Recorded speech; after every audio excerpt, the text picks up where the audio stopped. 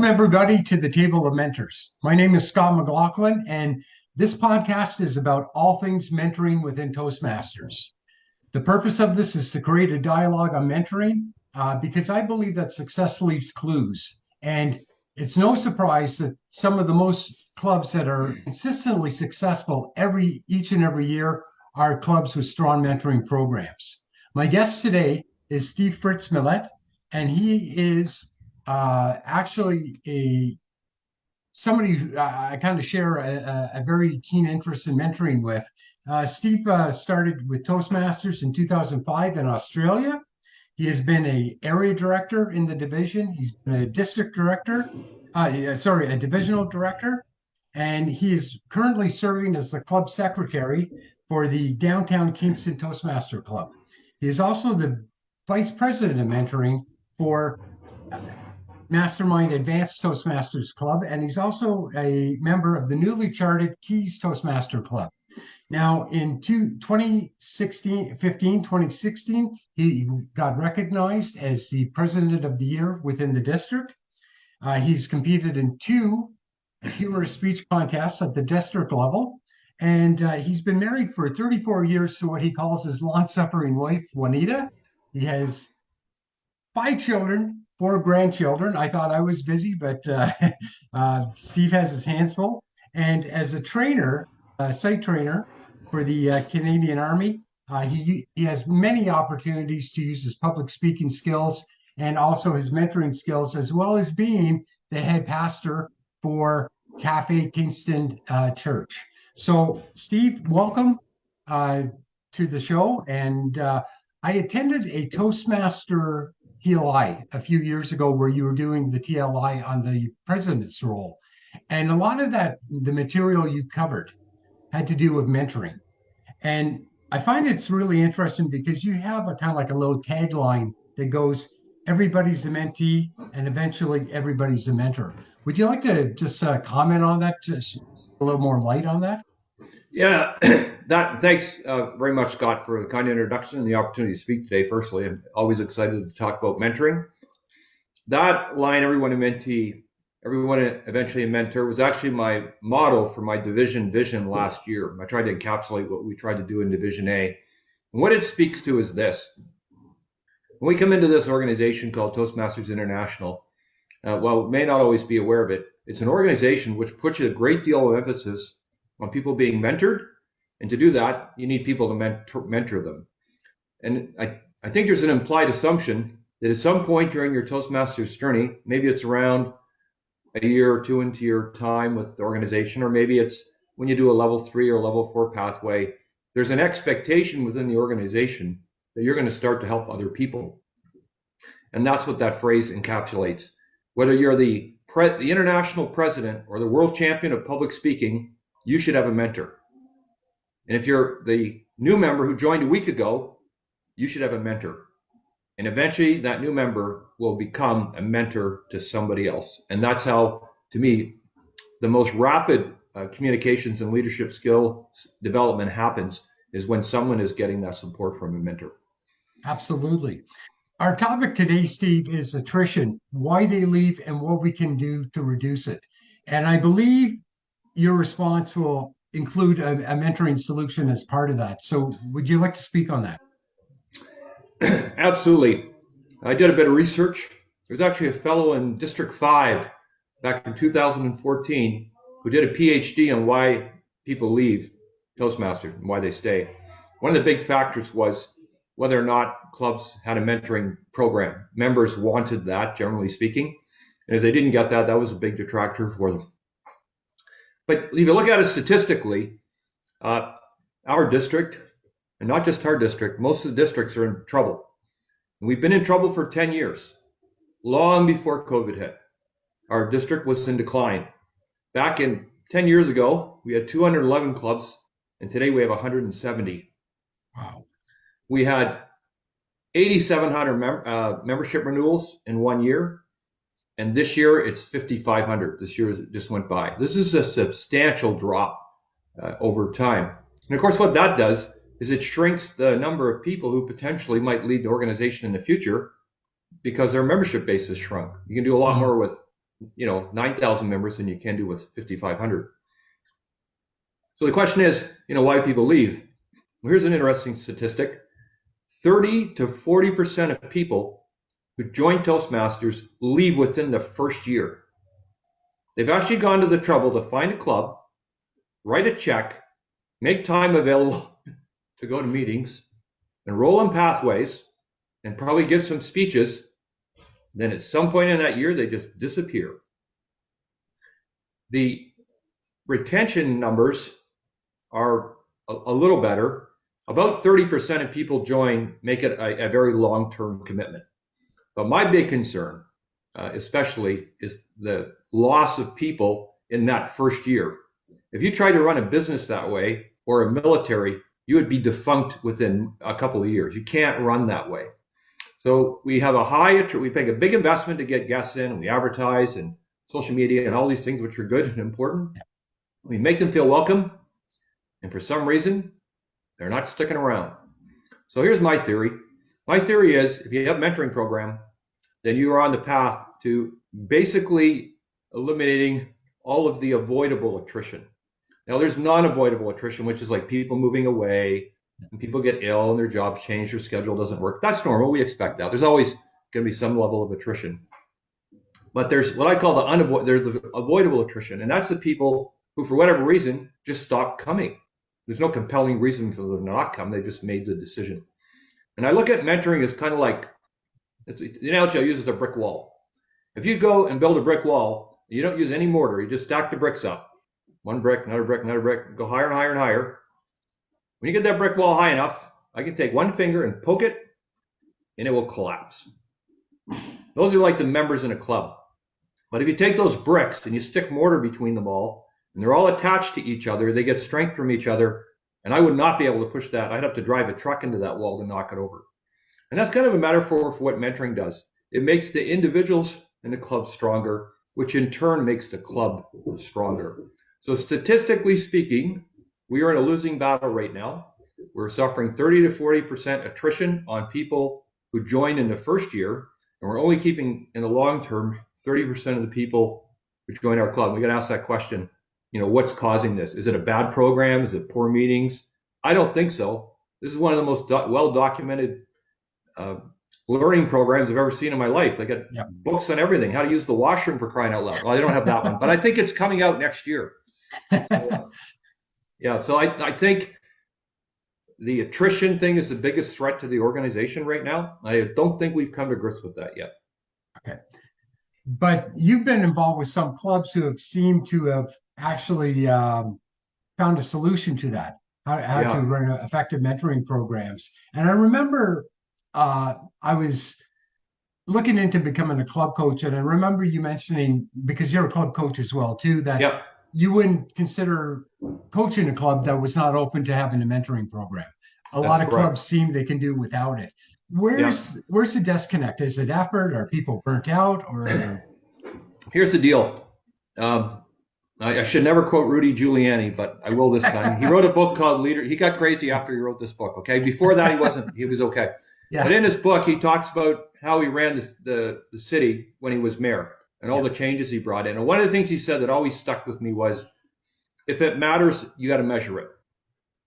So if Toastmasters mentoring program matters, why are we not measuring it? Why is it not counted in the DCP program?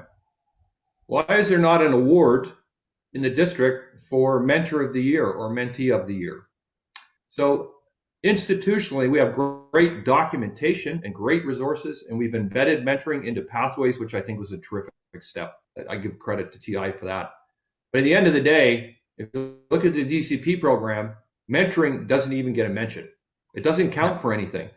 What counts is educational goals, some administrative stuff, and some membership stuff. So I think part of the problem is the organization itself is not measuring what matters. Now, you mentioned some clubs who have strong mentoring programs and have had success. I'll brag about my club first, but then I'll brag about a club that I just can't believe is so incredible. It's hard to believe it's true.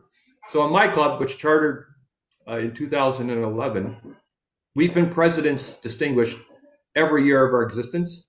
Our average membership is 30 right now. I think we're at 31. We have 2 more guests about to come in. This year that just finished, we're 37 members. We are the largest club in the district, and we've always had a mentoring program. We just appointed a new VP mentorship because one had to leave. He's jumped into it like guns blazing.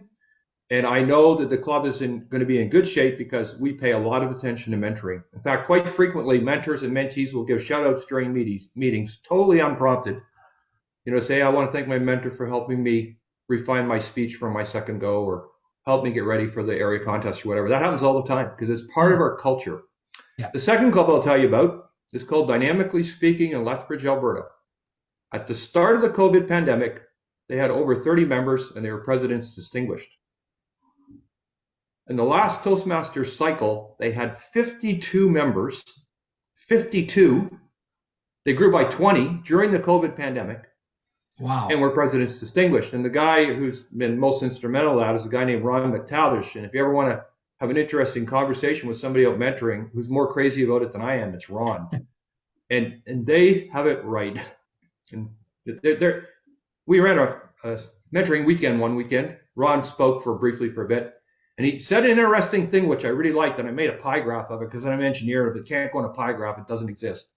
So what he said was 70% of club activity and energy and money and so on should be spent on club meetings. 70%. Make sure the meeting's good, the publicity's good. If it's hybrid, the technology's working, all that. 10% of club life should be focused on things like contests and conferences and visits to other clubs, that peripheral stuff that happens outside a club. But he said 20% of the effort of their club, energy, time, and so on, goes into ensuring mentoring is being done right.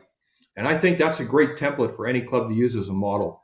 And their success proves it. 52 members with a growth of 20 during the pandemic. It's just, I had a conversation with them for about an hour when I saw his numbers go up to 52, and they do it right. And a lot of it is based on having an effective mentoring, institutionalized mentoring program. Interesting. Now, I know with one of your clubs, you have the role of VP of membership. Sorry, mentoring. I've never heard that before. Do you want to talk about what you're doing in that role? Yeah. So, of course, there's no such thing in Toastmasters as the VP mentoring, right? That would count towards TLI training, but clubs have the authority to make amendments to their own bylaws. And my club passed a resolution a few years ago saying we would create a new executive position. And that person was the VP mentorship. Normally, it's a more experienced member of the club who knows everybody, because you're trying to pair experienced members with new members. And if the member's too new, they won't know who's got strengths in what areas, right? So we did that. And that's worked very well for us. So when Mastermind Toastmasters Club, the Advanced Leaders Club, started, I indicated I'd be interested in helping with mentoring, and they also have this position called VP mentoring. So the VP Ed doesn't have to worry about it. VP Ed's already the busiest person in the club. They are the engine room of the club. And it's pretty easy to hive that off. It's a nice, clean break. You can separate mentoring from the rest of the educational program quite easily. So that person is responsible for making sure that anyone who wants a mentor is paired up with somebody who does. That club's kind of interesting because it's an advanced club. Many people already have mentors outside of the Mastermind Club. But for those who don't, or those who want additional mentors, like a mentor who's at a meeting with them every week that we meet, then that's a good model. So that's what we created. Now, here's the deal. It doesn't matter who does it. It could be the VP Education. It could be the VP Mentorship if you create such a position. Toastmasters talks about a mentoring committee. A lot of clubs get scared when they hear committee because they're already short-staffed, and that's like 2 to more people, right? And it could just be a person called the mentoring coordinator. As long as they've got clear direction on what their role is, you're good to go. I actually think they should rename the VP membership position VP M&Ms because it's cool. It refers to chocolate. And it should be membership and mentorship. Quite often, the VP membership has been in the club for a while. They'll know who people are. They're the first person that they're really going to encounter from the executive, a new guest, because they're going to process their application and get their new member bio sheet. And they can say, well, stand by. We're going to get you a mentor in the next couple of weeks. So, yeah. So that's why we have that position. Of course, it doesn't count for TLI purposes, but it helps reduce the workload for the VP Ed. It gets another member in the club involved in a leadership role, which is terrific. and it's worked very well for us. I find for a new member coming into Toastmasters, it can be extremely overwhelming. The amount of Yeah, information that they have to look through. It's not as simple as the legacy program was, where you're given your manuals and you're off to the yeah, races. Uh, do you want to comment on how Pathways has really changed the whole aspect of mentoring or an approach yeah. to it? Sure. So a couple things. Firstly, Pathways has done a terrific job of integrating mentoring into the various pathways, so you're forced to do it, which is good. I think that's a good thing. Secondly, they have a mentoring pathway. It only has 3 levels to it, 3, 4, and 5. Level 3 is a self-guided sort of thing, and then levels 4 and 5 involve a couple of mentoring arrangements and then a speech. And I think that's a good thing. Now, it doesn't count on your DCP education goals, but it's on your record that you've completed the mentoring program. So that's a great program. And there's lots of great resources in it. One of the ones I really like is the protege success plan. So you send it to your protege or mentee, and it has short-term goals, mid-term goals, long-term goals. Now, for you, that might be a year long-term. For me, it might be 5 years. It's flexible, but as soon as I get a mentee, bang, I send it off. Fill this out. We're going to have a chat. So there's some great stuff going on out there. But one of the problems, if you're a new member to Toastmasters, is you go to the web page, and OMG, there's thousands of documents. You don't know what half the stuff is. What's DCP? I don't know what that is. So what we did in our club, and if I can share a screen, I'll show you. Please do. Yeah, I'm going to show you what we did in our club to make life a little easier. We just implemented this, actually, and I have to give full... Can you see that Google Drive? Yep. Yeah. I have to give full credit to Elizabeth Munn. Elizabeth Munn was a member of our club. She came up with this idea, which was to have kind of a single repository for everything someone would need in their first year in the organization. So you'll see a couple documents here. One is the VP membership checklist. So what this is everything that's happened up to the point where the mentee is assigned a mentor. So that's just there for reference. So those are all preceding activities. And then the other chart you see there is a schedule for a 1-hour session. If you have a whole bunch of new guests come at once, become members, then you can run a 1-hour kind of orientation session. But it's by exception, okay? It's just, sometimes we have big open houses with 5 or 6 new members.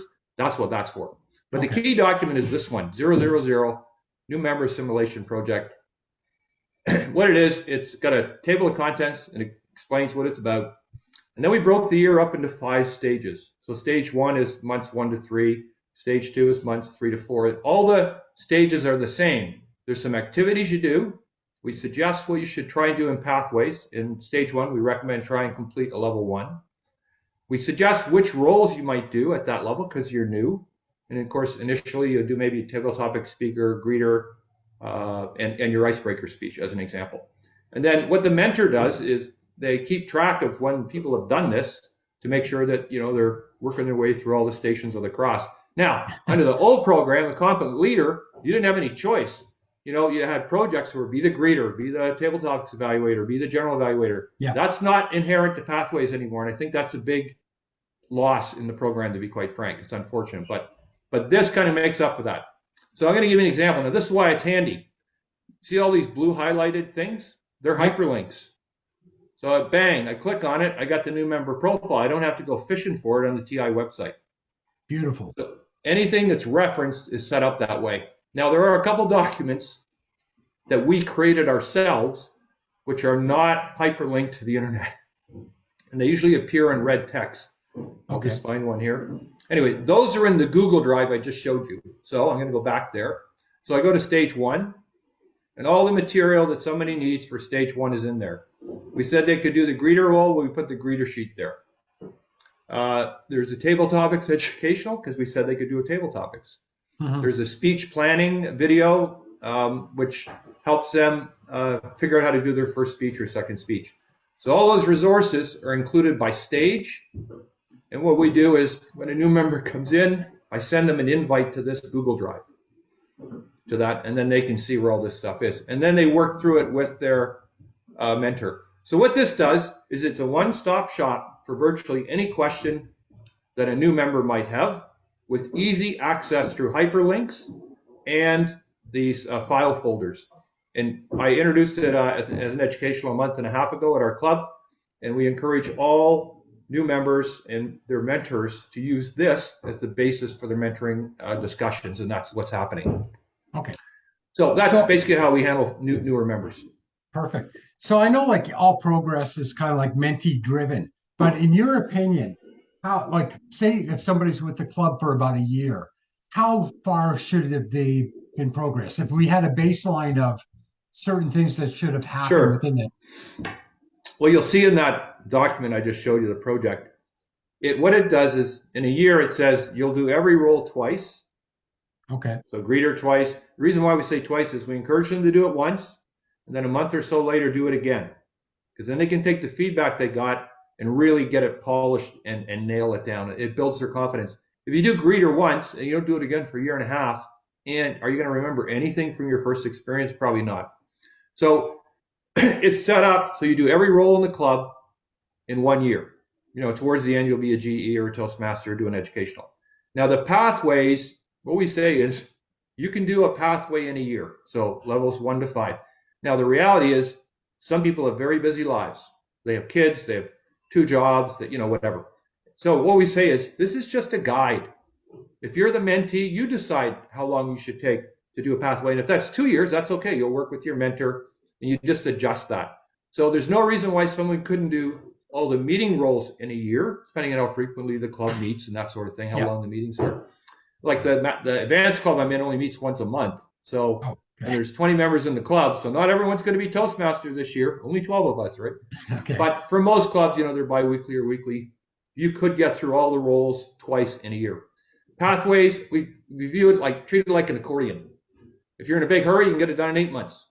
If you're too busy, maybe it's 12 or 15 or whatever. But now you have a way to track where they are on their path. So that's kind of how we do it. So really what it comes down to is this. One of the first discussions I have with my mentees when I meet with them is, how much free time do you actually have? You only have 168 hours a week, and you spend a lot of it sleeping, okay? So practically, realistically, how often do you think you can deliver a speech? Most people, it's like 1 a month, Yeah. How often would you like to do a role? Most people, like my club meets weekly, so maybe twice a month they'll do different roles. They don't want to be there every week, but that's fine, and that's fine. So it has to be a negotiated thing. But I think the more things you can get your mentee to do in 1 year, the more likely they are to stick with the program. Why? Because every time they do one of those things, they're building up that skill base that they came into the club for in the first place. Whereas if they sit in the back row and only speak twice in 6 months, you know what's going to happen, right? They're going to be texting their girlfriend, and the next thing you know, they're going to be part of that 30 to 40% of people who quit within the first year. Yeah. Yeah, absolutely. So another question I have for you, Steve, is let's just say I gave you absolute power to implement any practice, any policy within Toastmasters regarding mentoring. What would that be, or what would you like to initiate for all clubs to follow? Yeah, so that's a terrific question. I don't think they're going to risk putting me in that position, so I'll say whatever I want. But if they do, they were warned. And as we mentioned earlier in another discussion, what I'm about to tell you, I've already sent off to Toastmasters International. They sent out one of those member surveys that goes to everybody in the world. Yep. And I filled it in. I said, this is what I think you got to do. So here's my top thing. Number 1, you have to establish in the club somehow a VP mentoring position. It's too important to not do. We have a treasurer to count money. We have a secretary to take notes. And we have doing what mentoring? Oh, we gave it to the VP Ed, the busiest person in the club, dealing with the pathways rollout for the last 3 years. And there's a lot of complexity of pathways, a lot more. I think there's a lot more work to do than there used to be. True, it's automated, but just a lot more work. So first thing I do, I'd either create a separate position, like an 8th position, or double hat the VP membership and say, there is a VP mentoring in this organization. This is so important to us. The second thing I would do is I would alter the DCP scoring system. I would be willing to give up an educational goal to put in there club submits club mentoring lists twice a year. So you get a half a point, it's like TLI. You get a half point for the first term and a half point for the second term. The other advantage to that is you'd know immediately which clubs aren't mentoring. Now, here's my experience. I've traveled to 4 continents, 5 countries, over 60 clubs. Every time I go, I'm out of country with work. I go visit a club. I'll try to find one on the site and I go visit them. And this is based on my experience now, it may not be true across the organization. 95% of the clubs I visit that have a mentoring program are distinguished, usually presidents distinguished. And 95% of the clubs I visit that don't have a mentoring program are struggling and are not DCP eligible. That's right. the correlation. Yeah. I've only found one club in all my travels that was presidents distinguished. It had over 30 members. That was a club in Chester in the UK. They met in a pub. You had beer before, you had beer during, beer after. Maybe there was a factor in their high retention. I don't know.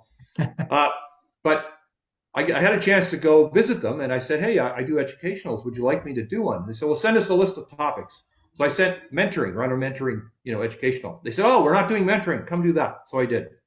I showed them how we do it in our club, with the VP mentorship. I come back 6 months later. I emailed them. I said, hey, I'm back. Can I come to another meeting? They said, yeah, but this time you get a day off. Just, sit and watch what we're doing. So that was great. I walk in. They voted in their VP mentorship that night. Wow. So I'm like, what a great night to come. Exactly. And they thrived. So I would formalize the creation of an executive position, which is the VP mentoring, either in combination with another position or as a standalone position.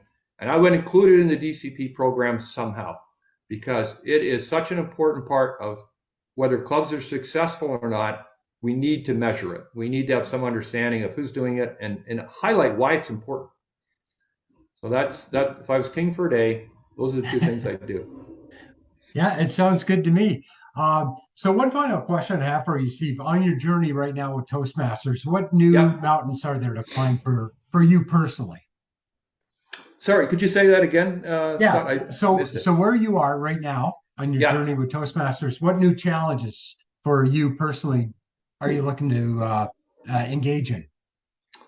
So right now, I was a Division A director last year. That was pretty time consuming, very rewarding. So I'm kind of on a sabbatical year, but I'm the worst guy at sabbaticals you've ever saw in your life. So I'm doing this. I'm supporting Crystal's session coming up. I just got I had a phone call with a guy from 42 district in Alberta. I coached a club out there and I met him, and they want me to come in and talk about how you get leaders more engaged. So area directors more engaged with division directors and stuff. So what I'm doing this year basically is just a lot of fun one-off things like running club officer training, running workshops for clubs. I think that's my jam. That's what I really love doing. I love working at club level at the coalface and with club executives. I'm coaching a club here in town. Went to my first meeting with them last night. So I'd say it's a lot of little things as opposed to any one grand, grand goal. And I find it very satisfying because I get to work with a lot of people. And the bottom line is I'm a social animal. So outside of Toastmasters, is there any other sort of reference that you use that inspires you or influences your approach to mentoring? Well, the interesting thing is I pastor a church on a part-time basis. And where I first got introduced to mentoring actually was in the context of church. So my pastor back in 1992 knew this guy in a church. He was a businessman, and he knew me, and he said, I think you guys would get along like a house on fire. So he matched us up. And that was the beginning of a 4-year mentoring relationship where we met every week for an hour and a half.